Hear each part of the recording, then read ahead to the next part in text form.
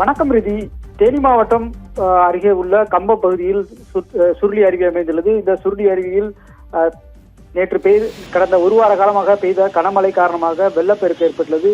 குறிப்பாக சுருளி அருவியில் தண்ணீர் வரத்து அளவுக்கு அதிகமாக ஏற்பட்டு சுருளி அருவியில் குளிக்க செல்லக்கூடிய படிகள் வரையே தண்ணீர் பெருக்கெடுத்து வந்து கொண்டிருக்கிறது. குறிப்பாக மேகமலை, அதன் சுற்று வட்டார பகுதிகள், முல்லைப்பெரியார் பகுதிகள் உள்ளிட்ட பகுதிகளில் கனமழை காரணமாக சுருளி அருவியில் வெள்ளப்பெருக்கு ஏற்பட்டு பொதுமக்களுக்கு குளிக்க செல்ல முடியாத அளவுக்கு தண்ணீர் ஆர்ப்பரித்து கொட்டி வருகிறது. இதனால் பொதுமக்கள் குளிக்கவும் சுற்றுலா பயணிகள் குளிக்கவும் தற்பொழுது வனத்துறையினர் தடை வைத்திருந்தால் தற்பொழுது தேனி மாவட்டம் முழுவதுமே உள்ள அருவிகளில் வெள்ளப்பெருக்கு ஏற்பட்டுள்ளதால் சுருளி அருவியிலும் குளிக்க பொதுமக்கள் மற்றும் சுற்றுலா பயணிகளுக்கு தற்பொழுது தடை விதிக்கப்பட்டுள்ளது.